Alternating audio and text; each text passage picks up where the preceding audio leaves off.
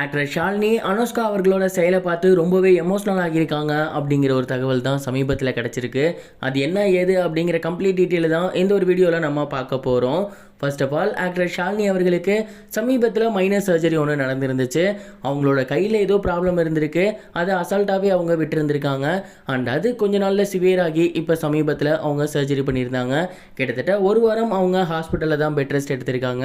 அந்த ஒரு வாரம் அவங்களோட பையன் ஆத்விக் அவர்களும் அவங்களோட பொண்ணு அனுஷ்கா அவர்களும் வீட்டில் தனியாக தான் இருந்திருக்காங்க. அண்ட் அவங்களோட சித்தி கூட தான் இருந்திருக்காங்க. அண்ட் இந்த ஒரு நிலையில் ஆப்ரேஷன்லாம் முடிஞ்சு பெட் ரெஸ்ட்லாம் முடிஞ்சு அவங்க வீட்டுக்கு வந்திருக்காங்க, அதாவது ஷாலினி மேம். அப்போ வீட்டில் எல்லாம் ஒழுங்காக இருக்கா, எல்லாமே ப்ராப்பராக நடந்திருக்கா, பசங்களாம் எப்படி இருந்தாங்க, அண்ட் வீட்டில் வேறு ஏதாவது மிஸ் ஆகியிருக்கா அப்படின்னு அவங்க வீட்டில் இருக்க சிசிடிவி கேமராவை செக் பண்ணி பார்த்துருந்துருக்காங்க. அப்படி அவங்க செக் பண்ணி பார்க்கும்போது வீட்டில் எல்லாமே நார்மலாக தான் இருந்திருக்கு. ஆனால் அவங்களோட பசங்க 2 பேரும் தான் அவங்கள ரொம்பவே மிஸ் பண்ணியிருக்காங்க. குறிப்பாக சின்ன பையன் ஆத்விக் அவர்கள் கூட அவங்க சித்தி கூட கொஞ்சம் க்ளோஸ். அவரு அவங்க சித்தி கூட ரொம்பவே நல்லபடியாக பேசி சிரித்து சாப்பிட்டு ரொம்பவே ஹாப்பியாக தான் இருந்திருக்காரு. ஆனால் அனுஷ்கா அவர்களுக்கு அவங்க அம்மா தான் மிகப்பெரிய ஒரு பெஸ்ட் ஃப்ரெண்ட். அவங்க கூட தான் நிறைய டைம் ஸ்பெண்ட் பண்ணியிருக்காங்க. அப்படியாப்பட்ட அம்மா சடனாக வீட்டில் இல்லை அப்படின்னனால அவங்க ரொம்பவே எமோஷ்னல் ஆகி கொஞ்சம் டவுன் ஆகியிருக்காங்க. அண்ட் சரியாக சாப்பிடாமல் இருந்திருக்காங்க, அவங்க ரூம்லேயே இருந்திருக்காங்க. இந்த ஒரு விஷயத்தை ஷாலினி மேம் பார்த்துட்டு ரொம்பவே எமோஷ்னல் ஆகியிருக்காங்க. அண்ட் உடனடியாக போயிட்டு அனுஷ்கா அவர்கள்ட்ட பேசவும் செஞ்சுருக்காங்களாமா. அண்ட் இது மாதிரி எமர்ஜென்சி டைமில் நம்மளால் ஒன்றும் பண்ண முடியாது, அண்ட் இதுக்கப்புறம் நம்ம ஒன்றா தானே இருக்க போகிறோம் அப்படிங்கிற மாதிரி சொல்லியிருக்காங்க.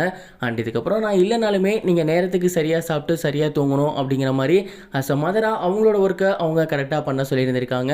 இந்த ஒரு விஷயம் தான் இப்போ சோசியல் மீடியாவில் ரொம்பவே வைரலாக போய்கிட்டு இருக்கு.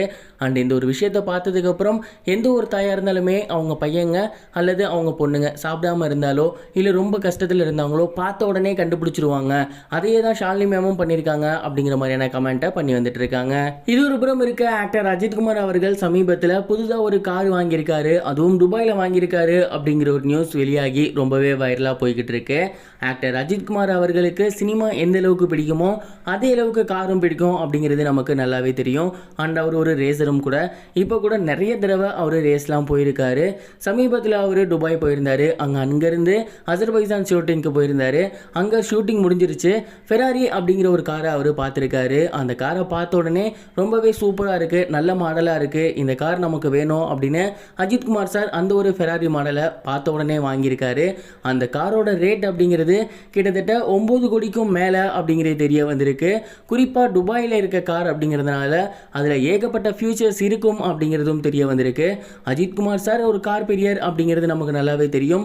அண்ட் இந்த வயசுலையுமே அந்த ஒரு பிரியத்தை அவர் கண்டினியூ பண்ணி வந்துட்டு இருக்காரு.